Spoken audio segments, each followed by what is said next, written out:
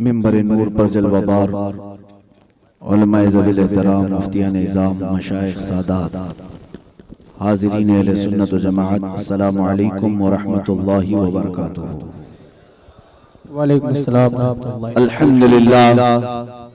अल्हम्दुलिल्लाहिल हन्नानिल mannan अल्लज़ी खलक़ल इंसाना व अल्लमहुल बयान वस्सलातु वस्सलामु अला रसूलिही सय्यिदिल इंसी वल जान व अला आलिही व अस्हाबिही ज़िल खैरि वल इहसान अम्मा बअद फ़अऊज़ु बिल्लाहि मिनश शैतानिर रजीम बिस्मिल्लाहिर रहमानिर रहीम। कुन्तुम खैरा उम्मतिन उखरिजत लिन्नास तअमुरून बिल मअरूफ व तनहौना अनिल मुनकर व तु'मिनून बिल्लाह इला आखिर हादिहिल आया। सदक़ल्लाहु मौलाना अज़ीम। बारगाह रिसालत में आप सल्लल्लाहु तआला अलैहि वसल्लम ने दुरूद पाक का हदिया पेश करें। अल्लाहुम्मा सल्लि अला सय्यिदिना व मौलाना मुहम्मद मअदनिल जूदि वल करम व आलिहि व अस्हाबिहिल किराम व इब्निहिल करीम व बारिक व सल्लिम सलातन दाइमतन सरमदन अबदा। अजीज़ान गिरामी वक़ार, आज का ये इजलास एक दारुल उलूम के जलसे दस्तार बंदी का इजलास है। मैं मशकूर व ममनून हूँ खुसूसन हज़रत अल्लामा मुफ्ती आकिब शाफ़ी साहब का कि उन्होंने हुक्मन इसरार करते हुए मुझे यहाँ तलब किया, मैं हाजिर हो गया। दीगर उलमाए ज़वील एहतराम जो मिंबर पर जलवाबार हैं और इंतजामिया का, अल्लाह ताला आपकी सही मशकूर को कबूल फरमाए, आमीन। दर हकीकत ये जलसा आम रिवायती जलसों की तरह नहीं होना चाहिए। जब कभी किसी इदारे के मदरसे के फारिगीन की खुशी में कोई जलसा होता है तो ऐ सुन्नी मुसलमानों ये बात याद रख लें कि ये जलसा अल्लाह के अज़ाब को टालने का जरिया होता है। जब तक इल्म वाले मैदान में आते रहेंगे अल्लाह का अज़ाब नहीं आएगा। क्योंकि नबी पाक सल्लल्लाहु तआला अलैहि वसल्लम की हदीस है, आखिर ज़माने में हुजूर अकरम सल्लल्लाहु तआला अलैहि वसल्लम इरशाद फरमाते हैं कि इल्म उठा लिया जाएगा। उस पर सहाबा इकराम ने ये पूछा था कि इल्म कैसे उठाया जाएगा, तो रहमत आलम सल्लल्लाहु अलैहि वसल्लम ने इरशाद फरमाया कि अल्लाह ताला उलमा को उठा लेगा, उलमा इंतकाल करते जाएंगे तो इल्म उनके साथ साथ चला जाएगा। आज वही हालात हैं, जो बड़े उलमा जाते हैं उनकी जगह लेने वाला कोई नहीं होता, लेकिन इल्म कम हो जाएगा और फितने बढ़ जाएंगे। हुजूर अकरम सल्लल्लाहु तआला अलैहि वसल्लम की हदीसों के मफहूम में आपके सामने अर्ज कर रहा हूं। यहाँ तक कि मेरे आका ने फरमाया हरज बढ़ जाएगा, जलजले होंगे। तो सहाबा ने पूछा हरज क्या है? मेरे आका सल्लल्लाहु अलैहि वसल्लम ने फरमाया कत्ल व गारतगरी, एक दूसरे का कत्ल इतना ज्यादा होने लग जाएगा कि लोग इसको आम समझने लग जाएंगे। तो ये आखिर जमाने में हम कदम रख चुके हैं। जलजलों ने अपना दिखाना शुरू कर दिया है किरदार कि हर इलाके में एक नया जलजला आएगा। ये अभी दूर दराज आप जलजले के झटके महसूस कर रहे होंगे, क़यामत के करीब कसरत से जलजले शुरू हो जाएंगे। फिर एक बड़ा जलजला आएगा जिसको फिर क़यामत कहा जाता है। इन्न ज़लज़लतस्साअति शैउन अज़ीम, जिसको कुरान ने कहा इज़ा ज़ुलज़िलतिल अर्दु ज़िलज़ालहा, वो आखिरी जलजला है। लेकिन उससे कबल ये सब हालात होने वाले हैं। आज हम नजर करते हैं अपने अहवाल पर तो हमने महसूस किया है कि यकीनन इल्म हम में से बहुत कम हो चुका है, ऐसा उठ चुका है। देखिए दोनों हालात बहुत अलग हैं। पिछले जमाने में उनके पास इल्म हासिल करने के जरिए नहीं थे, तब भी इल्म ज्यादा था। उनको इल्म हासिल करने के लिए लंबे सफर करने पड़ते थे, कई दिनों तक जाकर के कहीं क़याम करना पड़ता, तब जाकर के वो इल्म से बहरावर होते थे। उनके पास असबाब की कमी थी लेकिन इल्म ज्यादा था। आज हमारे पास असबाब की कोई कमी नहीं, इल्म के लिए हासिल करने के लिए इतने जरिए हैं कि तुम्हारी मुट्ठी में मोबाइल में सारा इल्म मौजूद है। तुम दुनिया के जिस भी आलिम से चाहे ऑनलाइन शागिर्दी इख्तियार कर सकते हो, जो किताब चाहे पढ़ सकते हो, पूरी लाइब्रेरी मौजूद है। जराया बहुत है इल्म हासिल करने के लिए, लेकिन इल्म की कमी है। पहले असबाब की कमी थी, इल्म ज्यादा था। अब असबाब बहुत है हासिल करने के लिए, लेकिन इल्म नहीं है। लोगों के दरमियान से इल्म उठाया जा रहा है। मुझे ये बताएं, एक पूरा शहर, पूरे शहर के अंदर कितने उलमा मौजूद हैं? मुसलमानों की तादाद यहाँ हजारों में होगी। परसेंटेज में जब निकाला जाए, क्या पूरे मोहल्ले में एक हाफिज कुरान है, एक आलिम दीन है? नहीं, बल्कि आज लोग ये समझते हैं कि हमें जिस तरह मशीनें खरीदने में मिल जाती हैं, कपड़े धोने की जरूरत है तो वॉशिंग मशीन लाओ, मसाला पीसना हो तो मिक्सर लाओ, हर चीज की मशीन मिलती है। तो लोग अब ये समझने लग गए कि हमारे दीनी मामलात में भी ऐसी ही खरीद करके कोई आलिम मिल जाए या कोई मशीन से पैदा हो जाए। कोई खुद के बच्चे को आलिम बनाना नहीं चाहता, अपने बेटों को इल्म दीन से आरास्ता करना नहीं चाहता। अजीजान गिरामी वक़ार, ये क़यामत की निशानियां हैं। अल्लाह ताला कुरान में क्या फरमाता है? कुंतुम खैरा उम्मतिन उखरिजत लिन्नास। रब ताला फरमाता है तुमको अल्लाह ने इंसानों में सबसे बेहतरीन उम्मत बनाया है। हुवा सम्माकुमुल मुस्लिमीन, उसने तुम्हारा नाम मुसलमान रखा है। अल्लाह तबारक व तआला तुम्हारी इज्जत की बात कुरान में कई जगह फरमा रहा है। तुम्हें पूरी कायनात में अल्लाह ने फजीलत बख्शी। तुम वो उम्मत हो जिसमें पैदा होने की तमन्ना पिछले नबी किया करते थे। पिछली बनी इस्राइल के अंबिया दुआ करते थे कि हम उम्मत मोहम्मदिया में पैदा हो जाए। लोग भूल गए अपनी हैसियत को, अपने मकाम को। और जब बंदा भूल जाता है अपने खुद के मकाम को, तो फिर वो अपने आप को ऐसी जिल्लत में डालकर रखता है कि उसे खुद शऊर नहीं होता। आज यही हालात अक्सर लोगों के हैं। तुम्हारे पास हीरा है, तुम्हारे पास मोती हैं, तुम्हारे पास जवाहरात है, सब कुछ है, लेकिन अफसोस ये है कि तुम्हें खुद को पता नहीं तुम्हारे पास है क्या। ये कैफियत कब आती है? जिहालत की वजह से आती है। जब बंदा जाहिल होता है तो उसे अपनी हैसियत ही नहीं मालूम होती। और बड़े बुजुर्गों ने फरमाया जिहालत दो तरह की होती है। एक जिहालत ये कि मैं जाहिल हूं, मुझे मालूम है कि मुझे नहीं मालूम, मैं नहीं जानता, ये जाहिल हूं, मुझे मालूम है। लेकिन एक जाहिल वो है जिसे मालूम भी नहीं कि वो जाहिल है, वो बड़े दर्जे का जाहिल है।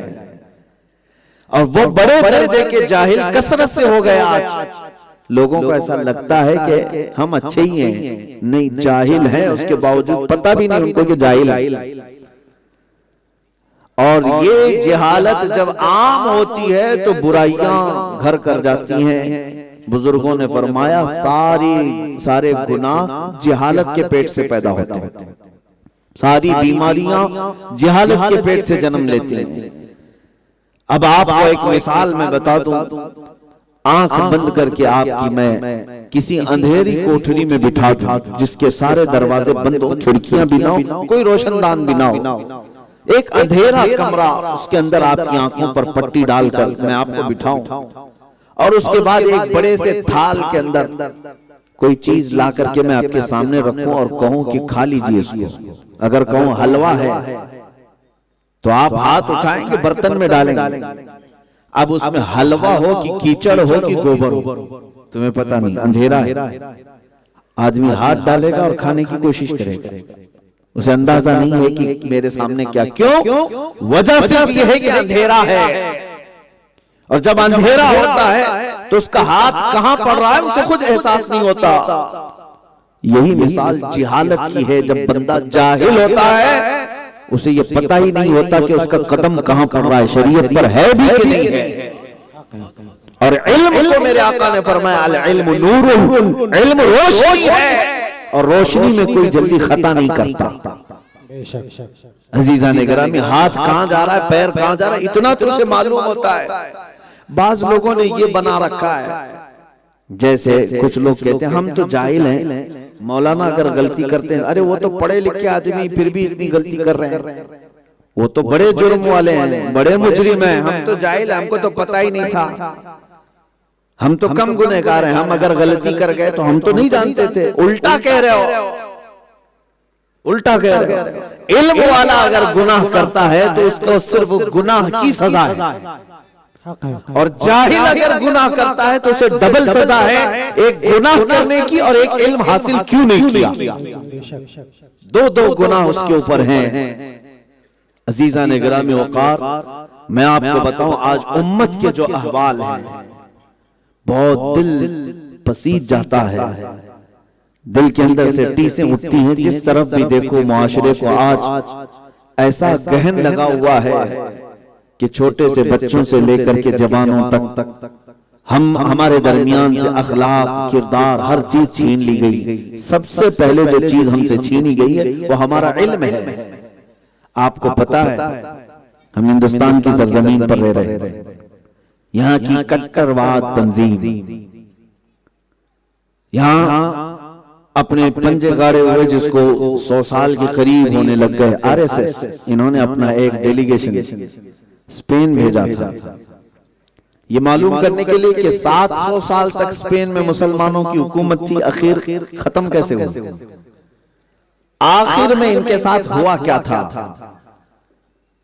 तो यहां से जो वफद गया उसको वहां के दानिश्वरों ने बताया, स्पेन में जिसको उंदलुस कहा जाता था पहले, 700 साल इस्लामी हुकूमत रही, बड़े बड़े उलमा को कहा, अजिल्ला मुफ्तियान कराम वहां पैदा हुए, बल्कि पूरी दुनिया को इल्म बांटने वाले बड़े बड़े अकाबिर वहां मौजूद थे स्पेन में।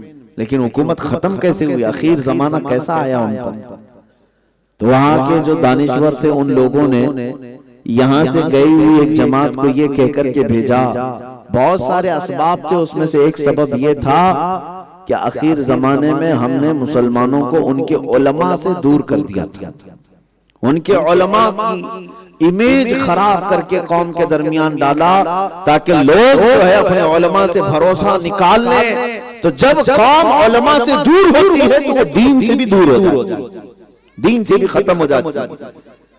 मेरे अजीजों, वही थ्योरी हर जगह अब अपनाने की कोशिश की जाती है। ये जो मीडिया पर डिबेट के लिए कुछ कुत्तों को बिठाया जाता है, लड़ते रहते हैं, मुर्गे लड़ते रहते हैं, देखा होगा, उसमें एक किसी टोपी वाले और दाढ़ी वाले को भी बुलाते हैं, वो बेचारा 5000 में आ जाता है। हर जमात में बिकाऊ लोग होते हैं, कभी किसी मौलवी शक्ल के आदमी को बिठाया जाता है, बल्कि मुझे अच्छी तरह से मालूम है कि कौन कौन जाते हैं और किस तरह से सेटिंग से जाते हैं। दिल्ली में हमारे लोग मौजूद हैं, उसका बाज़ाब्ता एक कहते भी हैं कि वो बाज़ाब्ता पूरा ट्रेन होकर के जाते हैं कि इस्लाम की हिमायत में नहीं, बल्कि ऐसे ऐसे तुम कमेंट करना जिससे तुम्हारी पस्ती का एहसास होने लग जाए।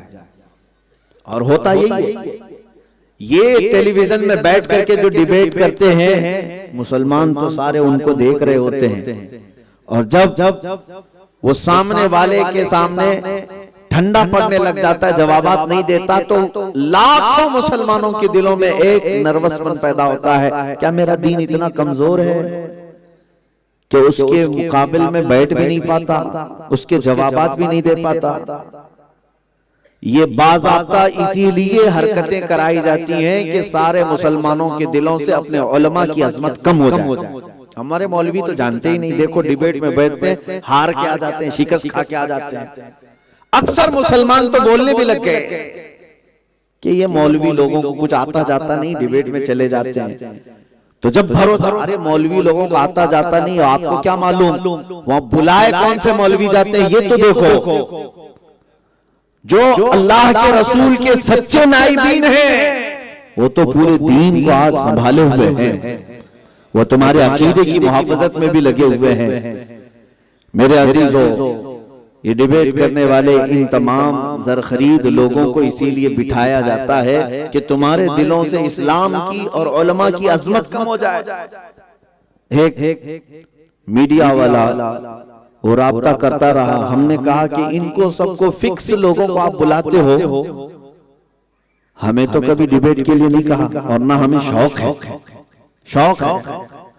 और उन्हें पता है एक बहुत बड़े मेन स्ट्रीम मीडिया का शख्स हमारे पास आया। मैंने कहा कि कोई स्क्रिप्टेड चीज नहीं है, सेटिंग वाली चीज नहीं, बैठो। इंटरव्यू देने से पहले मैंने लिख करके दिया था, ये अभी भी बात है।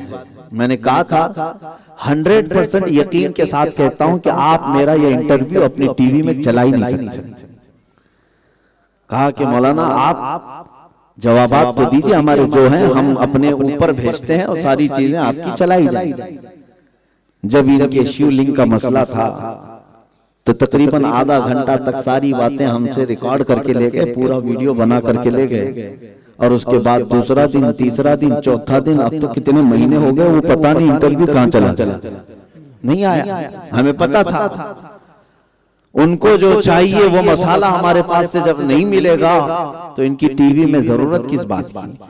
मेरा ये टॉपिक नहीं है, लेकिन मैं आपसे ये कह रहा हूं मेरे अजीजों, इनका हाल ये है कि जब तक ये इस्लाम को नीचा दिखा न दें किसी भी रात, तो इनकी मीडिया की दुकान नहीं चलती। आज ये सारे हालात जो बनाए जा रहे हैं, ऐसे में आपकी जिम्मेदारी क्या? जब उलमा को डैमेज किया जा रहा हो, उनसे आपको जब दूर किया जा रहा हो, उस वक्त आपकी जिम्मेदारी क्या है? आओ मेरे मुस्तफा करीम सल्लल्लाहु अलैहि वसल्लम की तालीमात पढ़ो।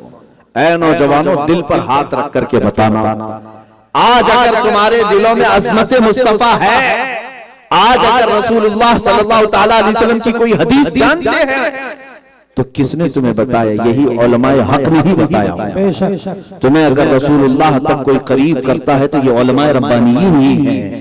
तुम तक अगर इस्लाम पहुंचा है तो उलमाए ज़वील एहतराम के जरिए से। ये मदरसे यूं ही नहीं है। इसी को इकबाल ने कहा था कि ये मदरसा नहीं, यहाँ की खाक से इंसान बनाए जाते हैं। सुभान अल्लाह। यहाँ की खाक से इंसान बनाए जाते हैं। लोगों ने आज इसको हकीर समझने शुरू कर दिया। इसको ऐसा समझते हैं कि ये सदकात, ज़कात और फितरों पर चलने वाला इदारा होता है, और जबकि ये वो इदारा है जो तुम्हारे दीन की हिफाजत के लिए खड़ा है, फसील की तरह, किले की तरह।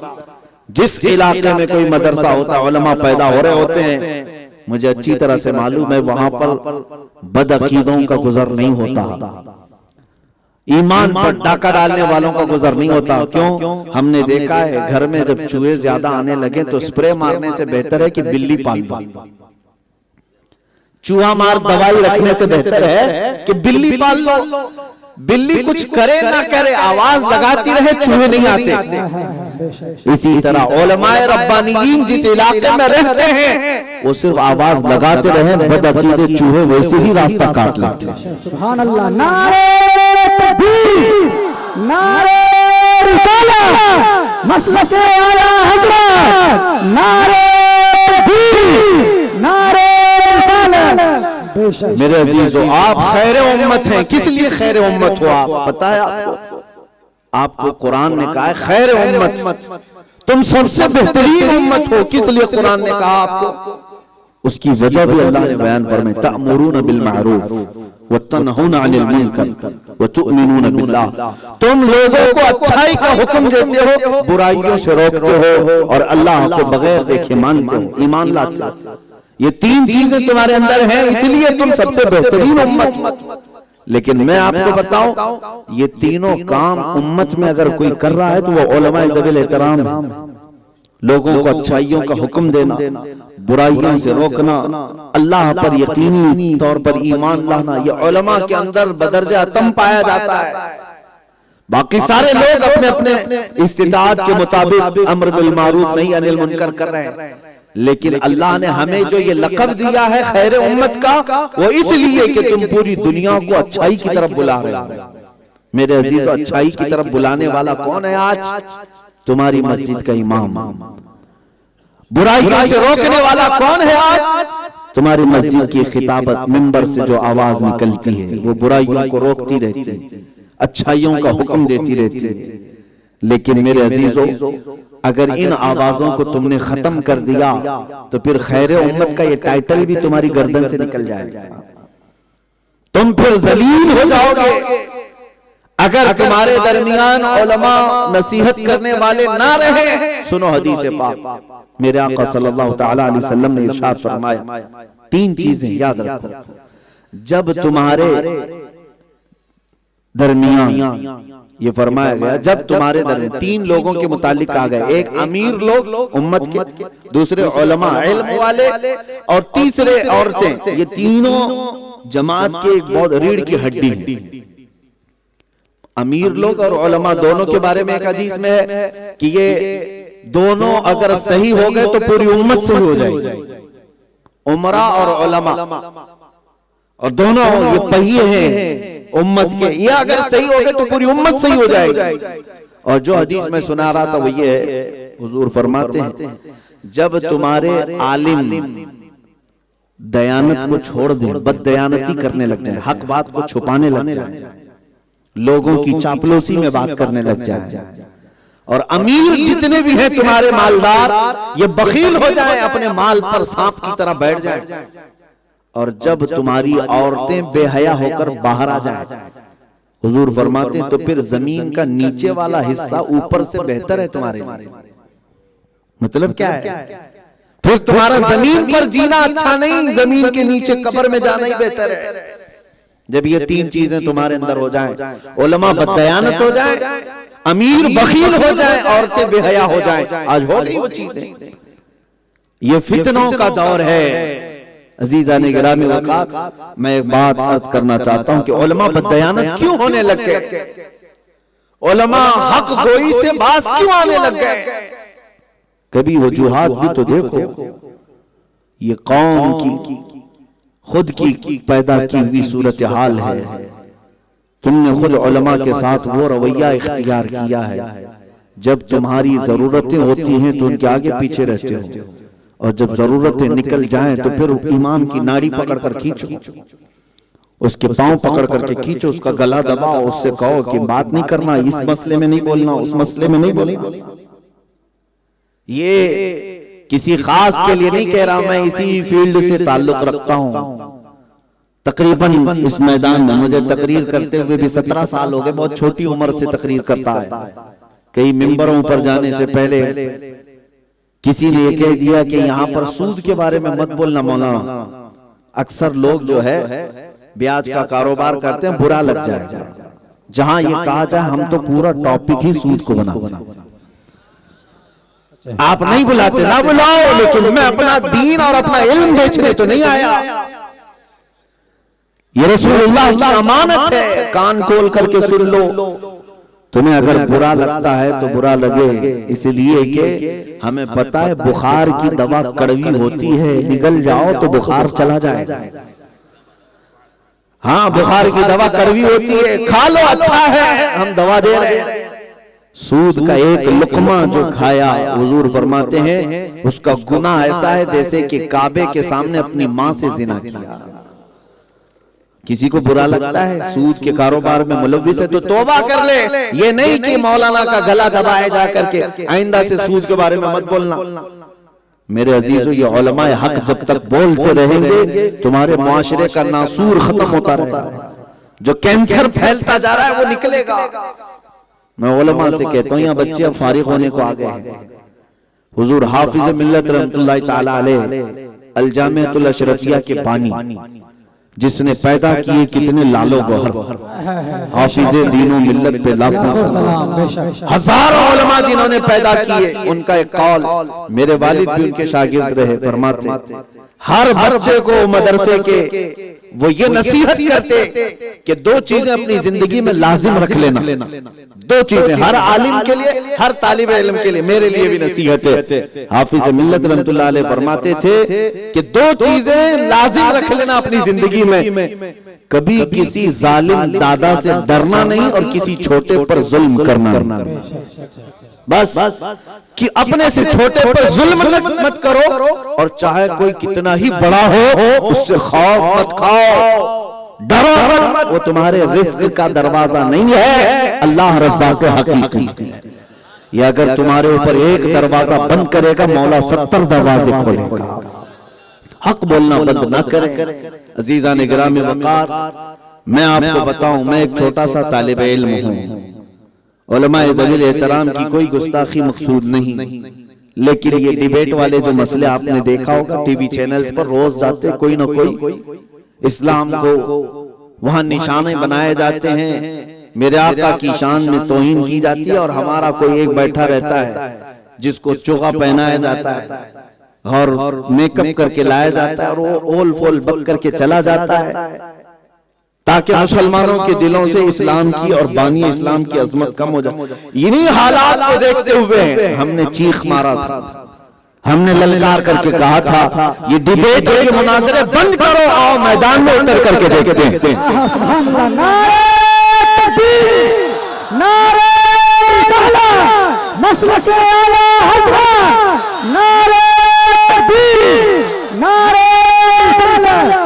लेकिन मायूस ना हो, ना उम्मीद ना हो, अगर चंद बिके हुए हैं तो उन बिके हुओं की कहानियां हमने पहले भी पढ़ी हैं। मदीने में भी थे, बगदाद में भी थे, हर इलाके में रहे, लेकिन इन कीड़ों का हाल ये है कि हवा इन्हें कभी इधर उड़ाती है, कभी उधर उड़ाती है। लेकिन जो मेरे मुस्तफा के सच्चे गुलाम और बावफा थे वो मदीने में भी थे, मक्का में भी थे, और हर जमाने में थे और कयामत तक रहेंगे इंशाअल्लाह। हमारी जमात से अहले हक उलमा खत्म नहीं हुए, हक को उलमा फना नहीं हुए, आज भी बाकी है। लेकिन आप सबको मैं यही बताना चाह रहा हूं, जब इन मदरसों की और इन इमारतों की तरफ तुम्हारी तवज्जो खत्म हो जाए तो ये उलमा कहां से आएंगे? क्या आसमान से टपकेंगे? क्या जमीन से निकल करके आएंगे? नहीं, इन्हीं दरो दीवार से ये पढ़ करके निकलेंगे। मैं आज आपके सामने मिंबर पर खतीब की हैसियत से बैठा हो तो मैं कोई आसमान से टपका हुआ नहीं, मैं भी किसी चार दीवारी के एक मदरसे में पढ़ा हुआ ही तालिब इल्म हूं, और अब भी तालिब इल्म हो। अल्लाह उन मदरसों को शादो आबाद रखे जिन्होंने हमें कुव्वत गोयाई अता की है, उन मदरसों को अल्लाह हमेशा सलामत रखे जिन्होंने हमें उम्मत मुस्तफा की खैर खाही सिखाई है, मेरे आका की सच्ची गुलामी सिखाई है। इसलिए अहले खपोली की ये जिम्मेदारी बनती है कि ये मदरसा ये कोई धर्मशाला जिसको लोग समझते ऐसा नहीं, बल्कि ये मेरे मुस्तफा का घराना है, और जो इसे आता है उसको मेहमान रसूल कहा जाता है। ये नबी करीम सल्लल्लाहु अलैहि वसल्लम का घराना है, और जो इसमें पलता है उसे मेहमान रसूल कहा जाता है। आज हालात को देखें मेरे अजीजों, हमारे घरों में कुरान की तालीम से कितने बेबहरा हो गए, सब कितने दूर हो गए। आज इन्हीं हालात की वजह से हम सब पर ये हमले हैं। कुरान तुम पढ़ते नहीं, कुरान तुम समझते नहीं, और उधर कुत्ते भोंकते जा रहे हैं कुरान पर, तुम सिर्फ दिल मसूल करके रह जाते हो। क्यों पढ़ाई नहीं, कुरान पढ़ना आता नहीं। अक्सर का हाल ये है, और इसी जमाने के मुतालिक बुजुर्गों ने फरमाया है कि कुरान जो है सिर्फ कसमें खाने के लिए रह जाएगा, मैयतों पे पढ़ने के लिए रह जाएगा। आज हमारे घरों के हालात ये नहीं है, इल्म से इतने दूर, कुरान से इतने दूर कि कुरान को इतनी दूर ऊपर उठा करके रखो कि भूले से हाथ भी न जाए। रमजान आए तो सिर्फ उसको छाड़ करके पोंछ करके उठाया जाता है, 2-4 दिन के जोश के बाद फिर कुरान को छोड़ दिया जाता है। कुरान मुर्दों पर पढ़ने के लिए नहीं, ये जिंदों पर उतरा है, तुम्हारी हिदायत के लिए आया कुरान। कुरान पाक को इस तरह ताक और पुष्ट पीछे डालने का सबब आज हम देख रहे हैं। दर्स कुरान अगर हमने न भुलाया होता, ये जमाने ने जमाना न दिखाया होता, वो जमाने में मुअज़्ज़ज़ से मुसलमान होकर आज हम खार हुए तारीके कुरान होकर।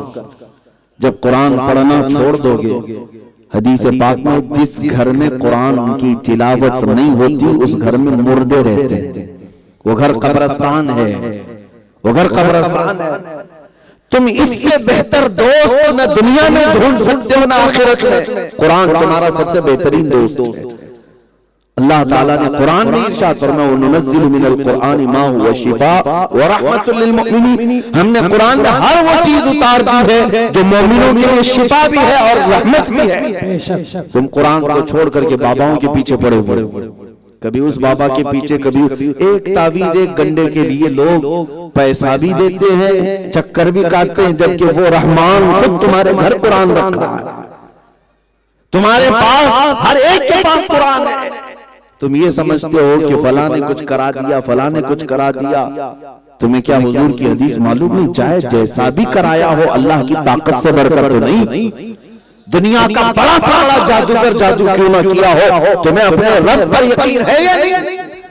अल्लाह का कलाम तुम्हारे पास है, उसने 2 सूरतें उतारी मुअव्वज़तैन, कुल औज़ु बिरब्बिल फलक, कुल औज़ु बिरब्बिन नास। मेरे आका सल्लल्लाहु तआला अलैहि वसल्लम ने इरशाद फरमाया, जो ये सूरतें दिन में 3 बार पढ़ ले, उसे कोई जादू भी असर नहीं करेगा, कोई जहर भी असर न करेगा। सहर भी ना असर करे, कोई जादू असर ना करे। जब तुम्हें रसूल पाक सल्लल्लाहु तआला अलैहि वसल्लम के फरमान पर यकीन है तो आओ इस तरफ, कुरान की तरफ। कहां उन पलीतों के पीछे पड़ गए और ऐसे ऐसे ढकोसले बाबाओं के पीछे जिनको खुद कुरान की एक आयत नहीं आती। हाँ, अगर कोई बाअमल आलिम दीन तुम्हें दुआ कर रहा है तो अच्छी बात है, लेकिन आज हालात तो ऐसे ऐसों के पीछे पड़ गए जिनको शरीयत की शीन भी नहीं मालूम, उनके पीछे कौम लगी हुई है। ये तुम्हारे ईमान के कमजोरी की अलामत है। और ईमान कमजोर कब होता है? जब तुम इल्म से दूर हो जाओ। कुरान से और इल्म से जितने दूर होंगे, ईमान कमजोर, यकीन कमजोर, एतमाद कमजोर। देखो, कुरान पढ़ो कसरत से और उसके बाद तुम्हारे दिल का इत्मीनान देखो कितना बढ़ता चला जाता है, कितना बढ़ता चला जाता है।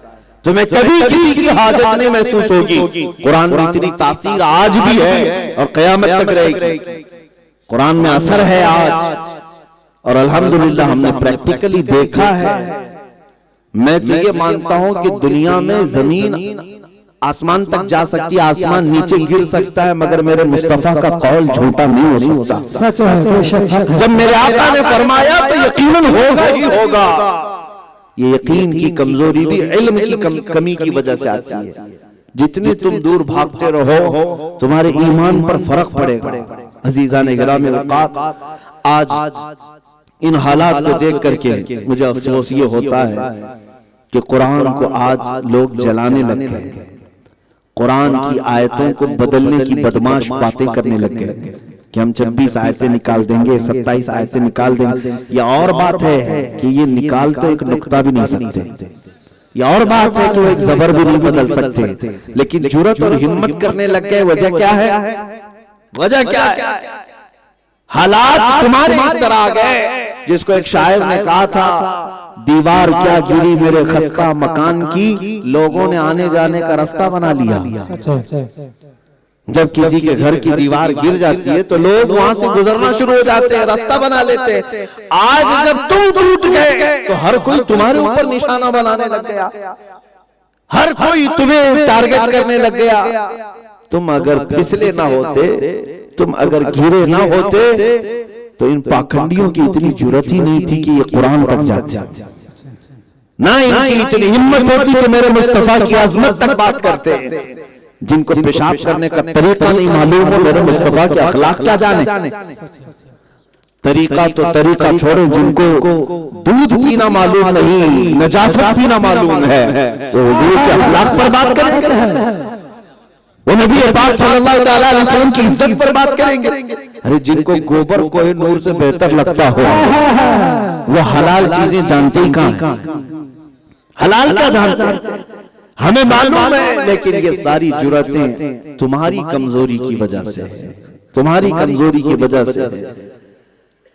और इसीलिए किसी ने एक मिसाल में कहा था, और अच्छी बात है, कि एक यहूदी ने देखा एक मुसलमान सजदे में है, उसकी पीठ पर एक ईसाई बाइबल लेकर खड़ा है और ईसाई के कंधे पर यहूदी बैठा हुआ है, स्टेचू बना हुआ था। एक यहूदी देखा तो परेशान हो गया, स्टेचू वाले से जाकर के उसने कहा कि भाई ये बदल दो, इसको हटा दो। उसने कहा आपका कौन सा मजहब है? कहा मैं यहूदी हूं। कहा आपको तो सबसे ऊपर दिखाया गया, मुसलमान सजदे में, उसकी पीठ पर ईसाई खड़ा है और उसके कंधे पर आप बैठे हो, आप तो सबसे ऊपर दिखाए, आप इसको बदलने की बात क्यों कर रहे हैं? उस यहूदी ने कहा बात ये है, इसका मैसेज अगर वो मुसलमान उठ गया तो, अगर वो उठ गया तो ये दोनों की जिंदगी खतरे में है। अजीजा ने गिरामी वक़ात, दुनिया आज यही चाहती है कि तुम कभी ना उठो, इसीलिए नशा तुम्हारे मोहल्लों में सबसे ज्यादा, गाने बाजे सबसे ज्यादा तुम्हारे पास, इनकी फिल्म इंडस्ट्री आधे से ज्यादा तुमसे चलती है, इनके पास अय्याशियों के जितने बिकाऊ सामान है वो हमारे मोहल्ले में आते हैं, खतरनाक किस्म के नशे हमारे बच्चों के स्कूलों में पहुंचाए गए। दुनिया ये चाहती। एक बादशाह वजीर से मशवरा कर रहा था कि बता मेरी हुकूमत अगर लंबी देर तक चलानी है तो मुझे क्या करना चाहिए, कितनी सहूलतें दूं मैं अपनी रियाया को, इनको राशन दूं, गल्ला दूं, हर महीने पैसा दूं। वजीर ने कहा इतना सब करने की जरूरत नहीं, आपकी रियाया को नशा दो, कुर्सी लंबी देर तक चले। कहा क्यों? कहा जब वो नशे में मुलविस रहेंगे वो कहां तुम्हारी कुर्सी की तरफ देखेंगे, वो बस अपने नशे में एडिक्ट होकर झूमते रह जाए। हर दौर में जालिम ये चाहता है कि अहले हक बेदार ना होने पाए, और तुम्हें बेदार करने वाला कौन है? वो आलिम रब्बानी है। जब तुम उसकी गर्दन पकड़ते रहोगे तो ऐसे ही मदहोश रह जाओगे। अजीजा ने गिरामी वक़ार, उठे बेदार हो जाएं। शायर ने सच कहा, उठो वो गर न हश्र न होगा फिर कभी, दौड़ो के जमाना चाल अपनी चल गया। हम जिन असलाफ के हम वारिस हैं, अब आज कहने में शर्म भी आती है, आज कहने में शर्म आती है। हमारे उलमा वो हैं जिन्होंने दुनिया को सबसे पहले मेडिकल साइंस दिया है। आपको पता है शेख अबू अली सीना ने सबसे पहले तिब में, मेडिकल में किताब लिखी। आज भी वो बेसिक किताब है मेडिकल साइंस की। सर्जरी पर लिखी जाने वाली सबसे पहली किताब हजरत अबू बकर राजी की है। अलजिब्रा इल्म की इजाद करने वाले जाबिर बिन हय्यान, घड़ी का इल्म पैदा करने वाले अल खवारज़मी हैं। केमिस्ट्री का इल्म आज दुनिया में फैला हुआ है, इसकी इजाद करने वाले एक आलिम रब्बानी है। कसीर उलमा हैं हमारे असलाफ, उनको याद करके आज हमें शर्म आती है इस बात से कि इतने बड़े बड़े उलूम दुनिया को उन्होंने दिए। और इसी को इकबाल ने कहा था, वो तो तुम्हारे असलाफ थे, तुम क्या हो, तुम्हारे हालात आज क्या हो गए। आपको एक बात बताऊं, मिस्र में अस्कंदरिया एक शहर है, वहां पर दुनिया की पुरानी लाइब्रेरी, अलेक्जेंड्रिया उसको कहते हैं, उस लाइब्रेरी में कुछ खत ऐसे भी रखे हुए जो इटली, डेनमार्क, यूरोप के बादशाह स्पेन में खत लिखे थे अरबी उलमा को। क्या खत लिखते थे कि हमारे बच्चों को आप अपने पास पढ़ा लीजिए, आपका एहसान होगा। यूरोप के बादशाह अपने बेटों को उलमा इस्लाम के पास पढ़ने के लिए भेजते, और जब उनके बच्चे पढ़ करके वापस यूरोप में आते थे, उनको देखने के लिए भीड़ जमा हो जाती थी कि ये उलमा इस्लाम के पास से पढ़ करके आ रहे हैं। और आज यूरोप का कोई नंगा आए तो तुम देखने के लिए चले जाते। हालात बदल गए। इन तमाम हालात की एक वजह यह भी है जिसको इकबाल ने कहा, उनके जो हम गुलाम थे खल्क के पेशवा रहे, उनके जो हम गुलाम थे खल्क के पेशवा रहे, उनसे फिरे जहां फिरा फिर आई कमी वकार में। आज ये जो हालात हमारे पैदा हुए हैं, इल्म से दूर न जाओ मेरे अजीजों। हमारे असलाफ, हमारे अइम्मा-ए-इज़ाम ने वो कुर्बानियां दी हैं इस उम्मत को सींचने के लिए। इन मदरसों को आज यतीम बना दिया गया। क्या आज हालात ऐसे नहीं है कि तुम्हारे घर में शादी है, वलीमा है, मंगनी है, अकीका है, खाना तो सब दबा कर खा गए, और देग में कुछ अखीर में बचा था तो लोग फैसला करने लगे मदरसे को भेज देते हैं, बच्चे खा लेंगे। तुम्हारा कचरा खाने के लिए बच्चे, तुम्हारे घर के फजूल जो कचरे में डालना था, इससे बेहतर है कि इनको डाल दिया जाए। क्या मेहमानाने रसूल के साथ ये हरकत है? अगर तुम्हें मदरसे के बच्चों को खिलाना ही था, पकते ही सबसे पहला लुकमा उनके लिए क्यों नहीं निकाला? पहला लुकमा क्यों नहीं निकाला? ये मेरे मुस्तफा के मेहमान हैं, ये रसूलुल्लाह के मेहमान हैं। तुम अपनी बचत को ला करके, अपना कचरा ला करके डालने की कोशिश करते हो। उलमा को भी ये कहता हूं, इन बच्चों को ये एहसास होने न दें। जब कभी कौम इस तरह की हरकतें करती है तो उनसे कहो, जाओ अपने कुत्तों को खिला लो, जाओ अपने घर में ये बचा हुआ खाना अपने कुत्तों को खिला लो। मदरसे के बच्चों को खिलाने के लिए ताजदार मदीना काफी है। नारे तकबीर, नारे रिसालत, जैसे दस्तारबंदी, मसलक से आला हज़रत, नारे कि जिसके मेहमान हैं वो रसूल उन्हें खिलाने के लिए काफी है। और आला हज़रत ने हमें ये सिखाया भी है, या रसूल अल्लाह खल्क के हाकिम हो तुम, रिज़्क़ के कासिम हो तुम, जो मिला तुमसे मिला तुम पे करो। मैं दोनों को नसीहत कर रहा हूँ, तलबा आस न लगा करके बैठे रहे और कभी अपने अंदर एहसास कमतरी न लाए कि हमें कौम का बचा हुआ खाना पड़ता है, हमें कौम का फजूल खाना पड़ता है, फजला खाना पड़ता है ना। अपने अंदर एहसास कमतरी में न लाओ। और कौम से भी मैं कहता हूँ, तुम अपने घर की सबसे उम्दा चीज मेरे रसूल के मेहमानों को पेश करो, नबी पाक सल्लल्लाहु तआला अलैहि वसल्लम के मेहमानों को पेश करो। अजीजा ने गिरामी वक़ात हुजूर हाफिज मिल्लत रहमतुल्लाह अलैह की एक और बात मैं याद दिलाता हूँ। मुबारकपुर वो शहर है आज, जब वहां पर मदरसा कायम था तो अंदर खाना पकाने की इतने असबाब अभी नहीं थे। थोड़ा सा खाना पकता और चंद बच्चों का, और बाकी बच्चों के लिए घर जागीर लगा दी जाती थी। यानी एक तालिब इल्म फलां घर में रोज खाता रहे, फलां घर में खाता रहे। अहले मुबारकपुर के उन मोहब्बतों और इनायतों को सलाम। मेरे वालिद फरमाया करते थे कि जिस बच्चे का खाना जिस घर में लगा हुआ होता वो बारी का दोपहर में भी जाता, रात को भी जाता खाने के लिए, लेकिन घर वालों का मामूल ये होता था कि जब तक मदरसे का बच्चा आता नहीं था वो लोग घर में दस्तरखान लगाते थे, जब तक वो ना आए घर में कोई नहीं खाता था। ये मोहब्बतें जब दोनों तरफ से हो जाएं, कौम भी तलबा की खिदमत करने लग जाए और उलमा भी कौम का ख्याल रखने लग जाए, तब ऐसे मुबारकपुर से उलमाए ज़लील एहतराम मुफक्किर इस्लाम पैदा होते, रईसुल कलम पैदा होते, ऐसे इदारों से अबकरी शख्सियतें पैदा होती हैं। इसलिए आपको मैं ये नसीहत दे जा रहा हूँ कि ये तमाम चीजें तुम्हारे घर का कचरा डालने की जगह नहीं है। ये रसूल करीम सल्लल्लाहु तआला अलैहि वसल्लम का घराना है। पैसे भी देने के लिए लोग ये ना समझें कि हमारी फटी नोटें मस्जिद और मदरसे को चल जाएंगे, जो कहीं नहीं चलता वो चंदा हम यहाँ दे देंगे। नहीं मेरे अजीजों, तुम्हारी पाकीज़ा चीज देने की कोशिश करो। आज एक अलमिया में आपको बताऊं, ज़कात कितने % आपके ऊपर फर्ज है? 2.5% ना। अगर आपके पास 1 लाख रुपए है तो ज़कात कितनी फर्ज है आपके ऊपर? 2.5% है ना, 2.5, 2.5% आपके ऊपर ज़कात फर्ज है, 40वां हिस्सा। और उसी को देने में आनाकानी करते रहते हैं और वो भी दे करके एहसान जताते। कभी आज तक ऐसा हुआ कि ये जो 97.5% बाकी है तुम्हारे घर में, कभी खुश दिली से ये सोचा कि उसमें भी मैं अल्लाह उसके रसूल का हिस्सा निकालूं?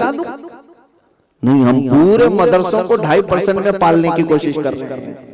बस वो 2.5% जो है कौम का जो निकलता है, जो ज़कातें निकलती हैं, हम ये चाहते हैं कि इसी 2.5% में पूरे मदरसे पलना चाहिए। कभी ये सोचते कि सब कुछ मेरे पास जो दिया हुआ है वो अल्लाह का दिया हुआ है, कभी वो अगर निकाल ले तो फिर मैं भिखारी और किसी भी चीज का मालिक ना रह जाऊंगा। उस रहमान का दिया हुआ उसके दीन में मैं लगाऊंगा, उसके दीन की मदद करूंगा।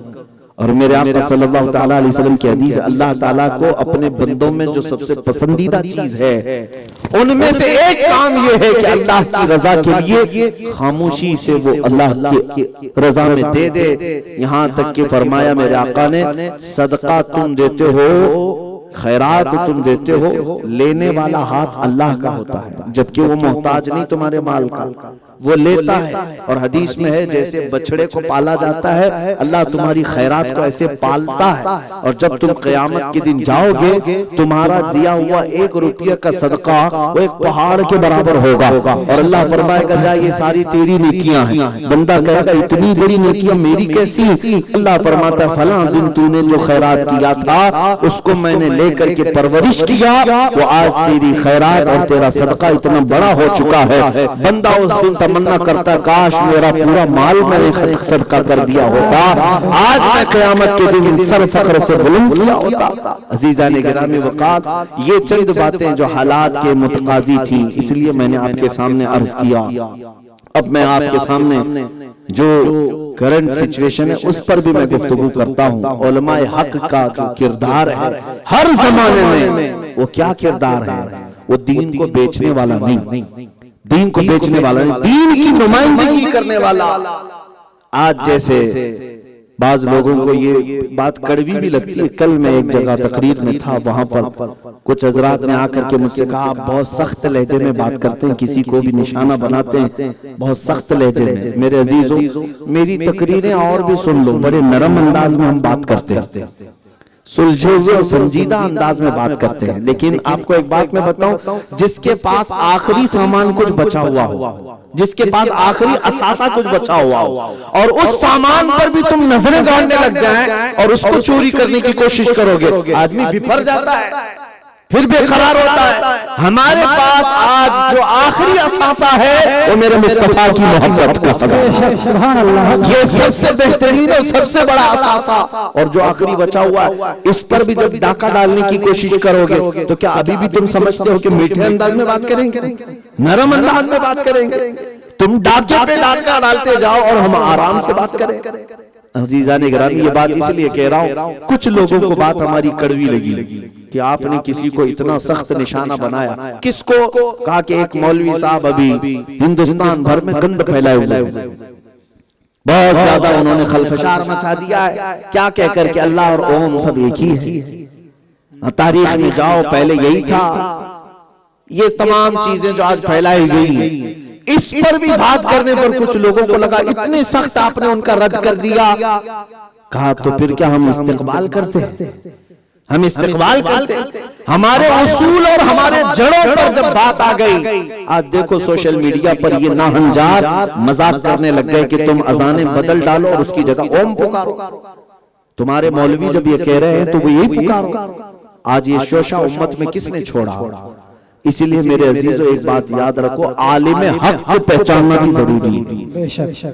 जहां दाढ़ी दिखे, जहां टोपी दिखे, पीछे चल लेना ये कमाल की बात नहीं, बल्कि हमें जो दर्स दिया गया है वो ये है, आप उसके पीछे चले, चाहे उसके कपड़े फटे हुए हों, बाल बड़ा गंदा हो, लेकिन दिल इश्क मुस्तफा में जगमगा।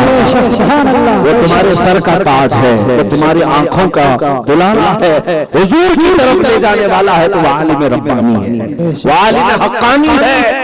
बाकी दुनिया की मसलहतों पर जो अपने आप को बेच देता हो, इमाम गजाली रहमतुल्लाह अलैह ऐसे ही मौलवियों के बारे में फरमाते हैं। तलबा जो मदारिस के हैं उनके लिए कह रहा हूँ, जो बड़े उलमा ये तो सब जानते हैं, लेकिन जो दीन बेचने के लिए कुछ कुफार को राजी करना है, आज उनकी पार्टी है, इनकी पार्टी है, थोड़ा सा ऐसा बोल लेंगे तो वो भी राजी रह जाएंगे, हम भी न्यूट्रल रह जाएंगे, सेकुलर बन जाएंगे। सेकुलर का मतलब मुनाफिक है, इधर भी राजी रहे उधर भी राजी रहे, तुम बीच के बंद कर रहे हो।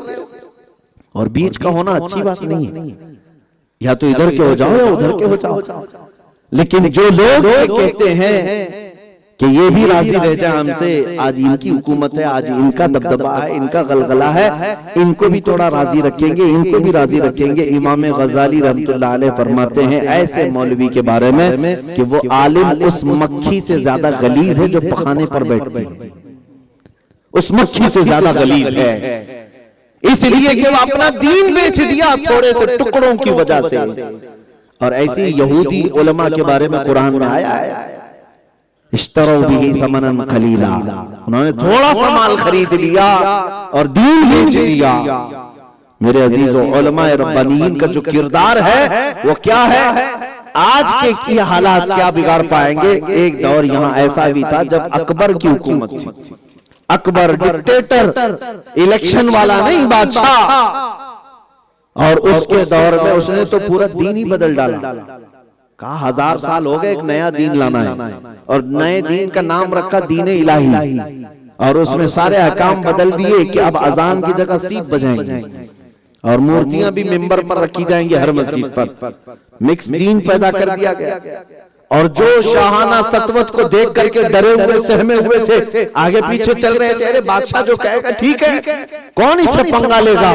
लेकिन आलिम रब्बानी वो नहीं होता। उस जमाने में मर्द कलंदर मुजद्दिद अल-फसानी अहमद फारूकी सरहिंदी जवानी में थे, खड़े हो गए और इरशाद फरमाया, अगर इस जमीन पर इस्लाम नाम से कोई दीन होगा तो सिर्फ मेरे मुस्तफा का होगा, मोहम्मद अरबी सल्लल्लाहु अलैहि वसल्लम का होगा। अजानों की जगह अजानें ही पुकारी जाएंगी, नमाजों की जगह नमाजें ही पढ़ी जाएंगी। इसकी तबलीग करते रहे, लेकिन किसके मुकाबले में खड़े थे हो? किसी कारपोरेटर नेता के सामने नहीं, पूरे अखंड भारत के बादशाह के सामने। लेकिन उस आलिम हक को कोई खौफ नहीं था, अमानत है मेरे मुस्तफा की, पहुंचा कर जाऊंगा। जब ये ऐलान करते रहे तो बादशाह को जलाल आया और उसने कहा कि इस मौलवी को कैद कर दो, जेल में डाला गया। ग्वालियर की जेल में मुजद्दिद अल-फसानी को बंद कर दिया गया। आज भी हमारे कुछ हक को उलमा जेल में बंद है। कोई ये मत समझे कि उलमा इस तरह की हरकतें करके क्यों जेल में चले जाते हैं। नहीं मेरे अजीज़ों, तुम्हें पता नहीं हमारे आबा व अजदाद की तारीख क्या है। मुजफ्फर को मुक़य्यद न समझ ऐसे यार, मेरी असीरी भी मेरी सुन्नत आबाई है, मेरी असीरी भी मेरी सुन्नत आबाई है। कोई अगर कैद होता है तो कोई खौफ की बात नहीं। हमारे इमाम, करोड़ों मुसलमानों के इमाम आज़म अबू हनीफा भी आखिरी वक्त जेल से जनाजा निकला था। अज़ीज़ान गिरामी वक़ार, मुजद्दिद अल-फसानी को उनकी हक कोई पर, ये इन तलबा के लिए नसीहत कर रहा हूँ जो मदरसे से निकल करके मैदान में आने वाले हैं। किसी अहरे गहरे नत्थु खेरे का मुंह देख करके बात मत करना, मेरे मुस्तफा की शरीयत का लिहाज रखना। जब भी बात करना गुंबद खजरा को सामने महसूस करना। मैं जो बोल रहा हूँ मेरे मुस्तफा की शरीयत बोल रहा हूँ। चाहे कोई बिगड़ता है तो बिगड़े, कोई रूठता है तो रूठे, इसलिए कि मुझे उसे मनाने से कुछ होना नहीं। मैं उसे मनाने के लिए यहाँ जीऊंगा जो मेरी कब्र में भी रोशनी लेकर के आने वाला है, जो हश्र में भी मेरी शफाअत करने वाला है। अज़ीज़ान गिरामी वक़ार, 8 साल तक ग्वालियर की जेल में कैद होकर मुजद्दिद अल-फसानी का क्या कर लिया? अकबर मर गया, खत्म हो गया। उसके बाद उसका बेटा जहांगीर तख्त पर आया। 8 साल गुजर गए, जेल से कासिद गया और जाकर बादशाह से कहता है जेल का बड़ा मसला ही अलग हो गया है। बादशाह ने पूछा हुआ क्या है? कहा कि तुम्हारे बाप ने एक मौलाना को जेल में डाला था, उसने दीन मुस्तफा का ऐलान किया था। तो जहांगीर ने पूछा हुआ क्या? वो कासिद जेल से आया और कहता है वो जिस मौलाना को जेल में कैद किया गया था उसने तकरीबन 700 कैदियों को तो आलिम बना दिया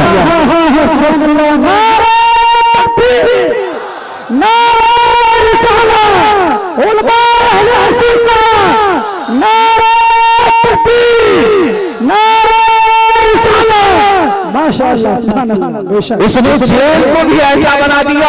फजर के बाद हदीस पाक, ज़ोहर के बाद कुरान की तिलावत, तफसीर कुरान, हदीस, उसूल हदीस, सब तो ऐसा लग रहा है वो जेल नहीं गुंबद खजरा की छांव में बैठे हैं। अज़ीज़ान गिरामी, ये आलिम हक को की अलामत है। वो जिस इलाके में होगा मेरे मुस्तफा की शरीयत बोलता होगा, उसको किसी चीज का लिहाज करना जरूरी नहीं होता। यही मिजाज हमने बरेली के इमाम में भी देखा है। ताजदारे अहले सुन्नत, इमाम अहले सुन्नत फाजिल बरेलवी रहमतुल्लाह तआला अलैह। अरे मियां, आज इन लोगों को राजी करने की बात करते हो, ये कभी तुमसे राजी नहीं होंगे। हमने देखा है 1.5-2 साल पहले एक राफिजी कुत्ता निकला था, अपना दीन भी बदल लिया, धर्म भी बदल लिया, नाम भी बदल लिया। सोचा कि इन लोगों को राजी कर लूंगा, इनकी धोती में जाकर पना लूंगा, लेकिन 6 महीने के बाद उन्होंने भी लात मार के भेज दिया। पता चला धोती का कुत्ता न घर का न घाट का। हाँ, हमने देखा है दरे मुस्तफा को जो छोड़ता है हर जगह दर बदर खार होकर फिरता है, ठोकरें खाकर गिरता है। अज़ीज़ान गिरामी वक़ार, इनको राजी करने के लिए कभी आलिम अपने वक़ार को दांव पर न लाए, कभी अपनी पगड़ी न उठारे, कभी ना इनके सामने हाथ फैलाए।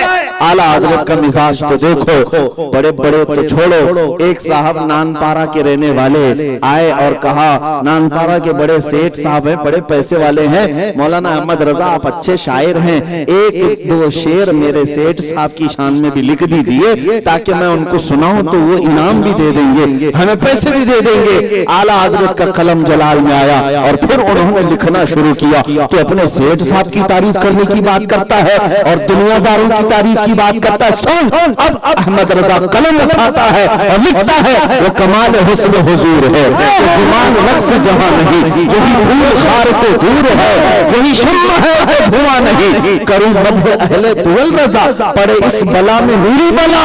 मैं गदा हूं अपने करीम का, मैं गदा हूं अपने करीम का, मेरा दीन पा रहे ना नहीं। ये बरेली का मिजाज है। तुम सेठों की तारीफ करने के लिए हमारे पास आए हो, हमारा कलम उनके लिए नहीं चलता, हमारा कलम चलेगा तो ताजदार मदीना की मोहब्बत में चलेगा। उलमा का यही मिजाज हो, उलमा का मिजाज यही हो। वो मिंबर पर खड़े होकर, मस्जिद के हजरात इमाम भी हैं, होता है, मैं भी कई मस्जिदों का इमाम रहा हूं, लेकिन ये जरूरी नहीं हर मस्जिद का इमाम ये सोच करके चले असर में पढ़ाया हूं, मगरिब से पहले मेरी छुट्टी हो सकती है, लेकिन इससे फर्क नहीं पड़ता। दुनिया छुट्टी दे देगी लेकिन मौला तो रिज़्क़ के दरवाजे खुले रखता है। वो रब्बुल जलाल जो चूंटियों को सुराख में रिज़्क़ देता है, क्या वो अपने दीन के उलमा रब्बानीन का रिज़्क़ नहीं लेगा? वो अपने जिम्मे करम पर रखता है। मैं कहता हूं उलमा ज़वील एहतराम की जिम्मेदारी है कि आप हक बोले। अल्लाह ने आपको चुना है पूरी कौम में, उम्मत में आपको चुना गया है। तामुरूना बिल मारूफ, तुम अच्छाइयों का हुक्म देते रहो, तन्हौना अनिल मुनकर, तुम बुराइयों से रोकते हो और रोकते रहो। एक जुम्मा बयान किया, नाराज हो गए तो दूसरे जुम्मा नहीं बुलाएंगे, इससे ज्यादा होगा क्या? दूसरे जुम्मा किसी और जगह बयान करो, तीसरी जगह कहीं और बयान करो, चाहे 70 जगह बयान करना पड़े, लेकिन शरीयत मुस्तफा ही बयान की जाए। हाँ, जो मायूस होगा अपने रिज़्क़ के चक्कर में, तो फिर वो इसी तरह गुलाम बना करके जिंदगी भर घुमाया जाता रहेगा। मैं तो मिजाज टीपू सुल्तान शहीद रहमतुल्लाह तआला अलैह से सीखा है। उन्होंने सच फरमाया था कि शेर की एक दिन की जिंदगी गीदड़ की 100 साल जिंदगी से बेहतर है। दुम दबा करके उसकी हुजूरी करते हुए 100 साल जीने से बेहतर है अलल ऐलान हक बात कहो, चाहे एक ही दिन जीना पड़े। हाँ, इसलिए कि तलवे छाटने वालों की तारीख नहीं लिखी जाती, बातिल से टकराने वालों की तारीख होती है। अजीजा ने गिरामी वक़ार उलमा ज़वील एहतराम की बात आई, एक मिसाल और दे देता हूँ। इमाम अहमद बिन हम्बल, वो इमाम, 4 इमामों में से, हमारे 4 जो अइम्मा मुज्तहिदीन हैं उनमें से एक इमाम अहमद बिन हम्बल, जिनको 5 लाख हदीसें मेरे मुस्तफा की याद है। वो इमाम जो तकवे के भी इमाम थे, शरीयत में उनका मिसल कहाँ है? इमाम अहमद बिन हम्बल जिस जमाने में थे, उस जमाने के खलीफा जो थे, उन्होंने बड़ा जुल्म किया आपके साथ। जो हुकूमत थी उस वक्त, वो हुकूमत इन्हें सख्त सजाएं देती रही। वजह सिर्फ एक फतवा था, शरई फतवा। इमाम अहमद बिन हम्बल ने शरीयत मुस्तफा की बात हक तौर पर अलल ऐलान किया, तो बादशाह के मिजाज के खिलाफ था। हासिद मौलवी भड़काए, बादशाह हाकिम वक्त खलीफा वक्त को गिरफ्तार किया। अहमद बिन हम्बल फतवा वापस ले लो। कहा नहीं, ये मेरे घर का थोड़ी ना, ये मेरे मुस्तफा का, नबी पाक सल्लल्लाहु अलैहि वसल्लम की शरीयत है। जल्लाद को हुक्म दिया कि कोड़े मारो इसको। इमाम अहमद बिन हम्बल को कोड़े मारे गए। बगदाद में जब कोड़े मारे जाते, कोड़ा कोई ये रस्सी का नाम नहीं हुआ, ऐसा बेल्ट होता था कि चमड़ी लग कर के आ जाती थी, और उलमा ज़वील एहतराम को इस रास्ते से गुजारा गया है। इमाम अहमद बिन हम्बल को जब कोड़े मारे जाते रहे एक बार, फिर चंद दिनों के बाद दूसरा आया खलीफा, उसने भी 100 कोड़े मरवाए। उसके बाद फिर एक तीसरा आया, उसने भी 100 कोड़ों का हुक्म दिया। उस वक्त एक बात मुझे याद आती है, इमाम अहमद बिन हम्बल एक रास्ते से गुजर रहे थे। उस वक्त जो मशहूर एक चोर था वहां, वो रास्ते में मिला और कहा, अहमद बिन हम्बल रुको रुको, तुमसे एक बात करनी है। ये उलमा भी सुने, तलबा भी गौर, बहुत अच्छी बात है। चोर था, कहा अहमद बिन हम्बल सुना है तुम वक्त के खलीफा के जुल्म के शिकार हो गए, तुम कोड़े खाते रहते हो। कहा हाँ, मुझ पर कोड़े पड़े। उस चोर ने कहा, मुझे देखो, मैं चोर हूं और मैं 1500 कोड़े खा चुका हूं अब तक, लेकिन अभी तक चोरी छोड़ा नहीं। 1500 कोड़े खा चुका हूं और चोरी छूटी नहीं है। और अहमद बिन हम्बल से वो कहता है, मुझ जैसा निकम्मा जब 1500 कोड़े खाकर चोरी नहीं छोड़ा, तो तुम 300 कोड़ों पर हक बात कभी मत छोड़ना।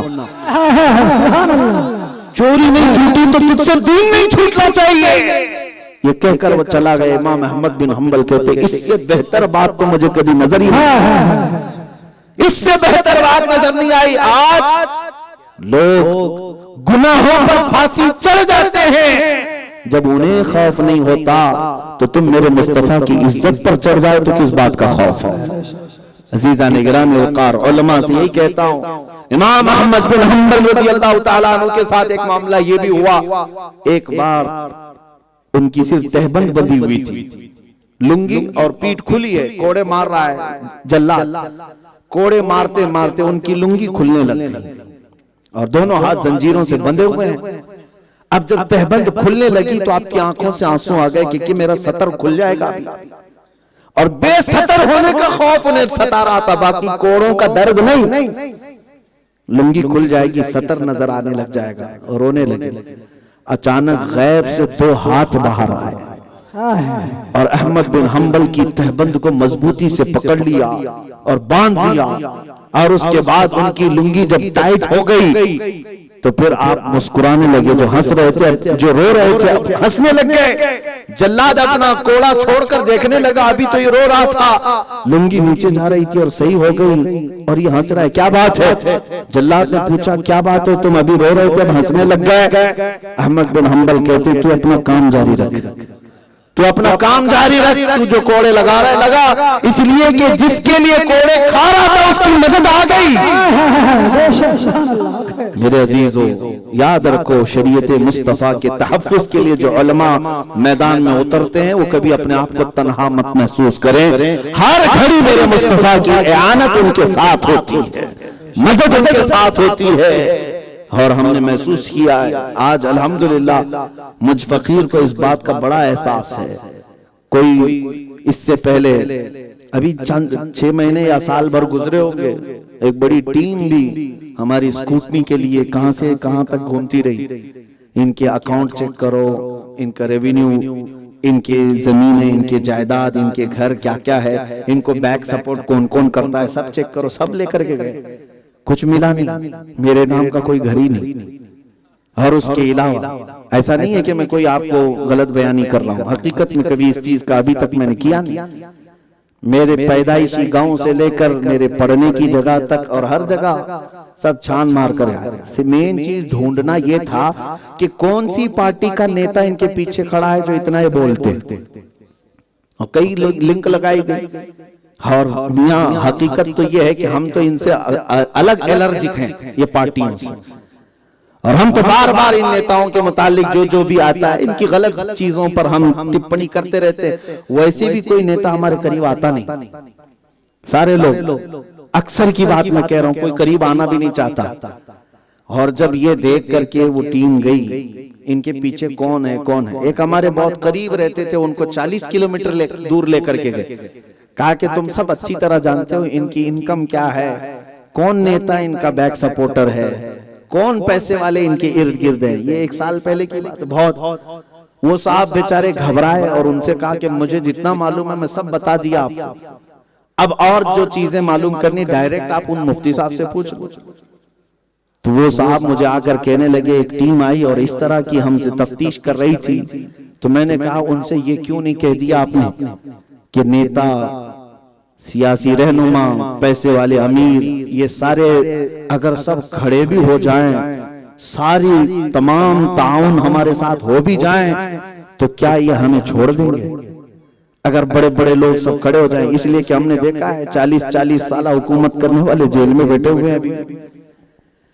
मैंने ये कहा हम इतना ही मानते हैं जो इमाम ज़मन अल्लामा हसन रजा बरेलवी रहमतुल्लाह अलैह ने मोहब्बत के अंदाज में फरमाया था, दुनिया के सिपाही तो दुनिया के सिपाही हैं, हमारा मानना तो ये है ढूंढा ही करें सदर क़यामत के सिपाही, ढूंढा ही करें सदर क़यामत के सिपाही, वो किसको मिले जो तेरे दामन में छुपा हो, जिसको रसूल पाक हिफाजत में ले ले, इंशाअल्लाह जब तक अल्लाह ना चाहे कुछ ना होगा।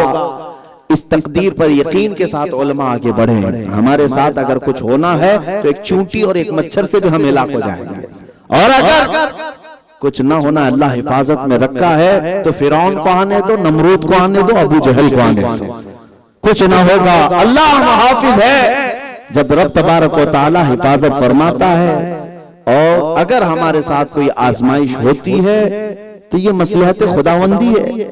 सहाबा इकराम के क्या मसले नहीं किए गए, उनको काट कर टुकड़े नहीं किए गए, उनके टुकड़ों से हार बनाकर काफिरों ने गले में नहीं पहना, सब कुछ हुआ है। हम सिर्फ और सिर्फ इतना जानते हैं कि जो होना है वो मर्जी मौला से होगा, लेकिन दीन हक को कभी भी समझौते के साथ नहीं चलाया जाएगा। जो हक है वही हक रहेगा। इसलिए मैं आज कहता हूं, उन बिकाऊ लोगों के पीछे मत जाओ जो कहीं पर भी बैठ करके स्टेज पर, अरे जिनको दीन की नुमाइंदगी करना नहीं आता वो क्यों टोपी दाढ़ी पहन करके स्टेजों पर जाते हैं और जाकर के ये पूरा रायता पूरे मुल्क में फैला कर रखा है। गैर मुस्लिमों के दरमियान भी और मुसलमानों के दरमियान भी उलमा की ये जिम्मेदारी है कि जब नुमाइंदगी करें तो मेरे मुस्तफा की नुमाइंदगी करें। दुनिया देखे तो तुम्हें तुम्हारे अखलाक से हुजूर याद आ जाए। एक मिसाल देता हूं, एक सहाबी हजरत नौमान, आज के हालात नहीं 1400 साल पहले की बात कर रहा हूं। हजरत नौमान एक बादशाह के यहाँ हुजूर के सफीर बन करके गए, एम्बेसडर, दूसरे मुल्क में गए हैं।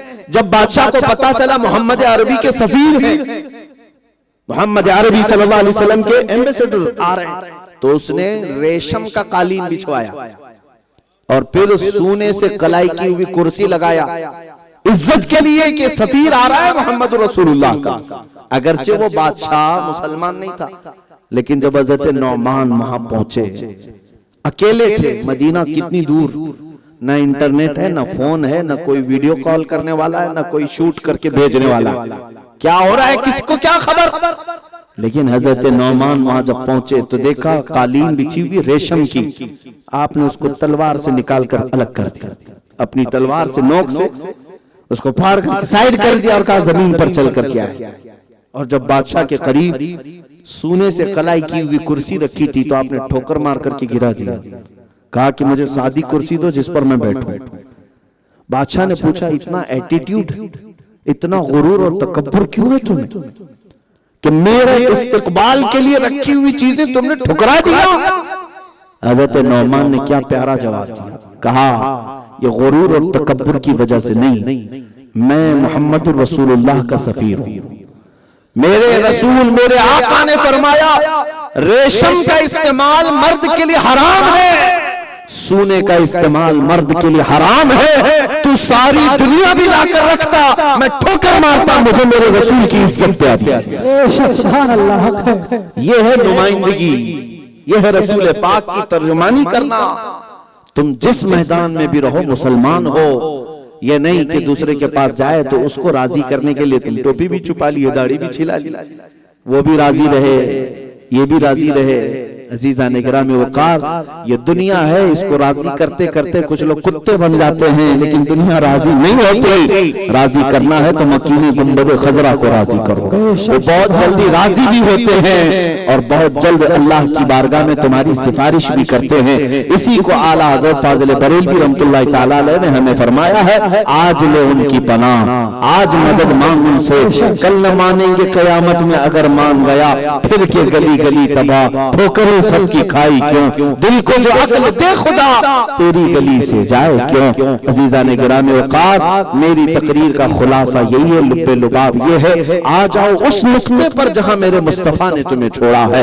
अगर अपने मुआशरे की खराबियां दूर करनी हो तो इल्म रसूल की तरफ आओ, इन मदारिस की खैर खाई करो, इन मदारिस की फलाह बहबूदी के लिए दौड़ लगाओ। इतना बड़ा खपोली है, इतना छोटा सा इदारा है, क्या ये तुम्हारी शान और तुम्हें ज़ेब देती है? ये चीज होना तो ये चाहिए कि तुम्हारी इमारतें देख करके तुम्हारी इज्जतों का पता तक नहीं रुक जाए। लोग आज ताजमहल देख करके उस जमाने की सल्तनत को याद करते हैं कि ये उनके मिजाज की निशानियां हैं। तुम भी ऐसी चीज अपनी निशानी रखो कि आने वाली नस्लें तुम्हें याद रखें तुम अपने मुस्तफा करीम सल्लल्लाहु अलैहि वसल्लम के लिए कितने सीरियस थे, नबी पाक से रिलेटेड चीज कितनी खूबसूरत हुआ करती थी। ये तुम्हारी आज की जिम्मेदारी है।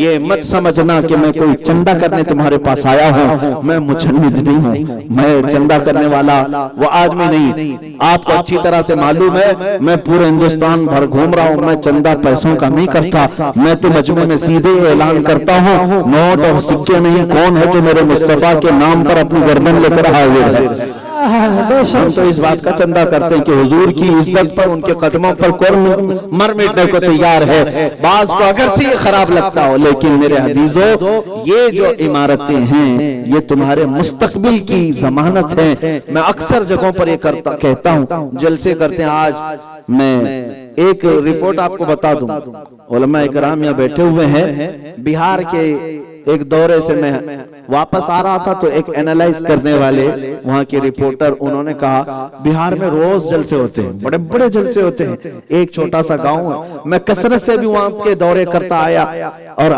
हर जगह मैं पूछता भी हूँ कितने खर्चे हो रहे हैं। मैंने उस रिपोर्टर साहब से पूछा था तो उन्होंने एक जायजा लेकर कहा साल में 4000 जलसे उनके रिकॉर्ड में थे।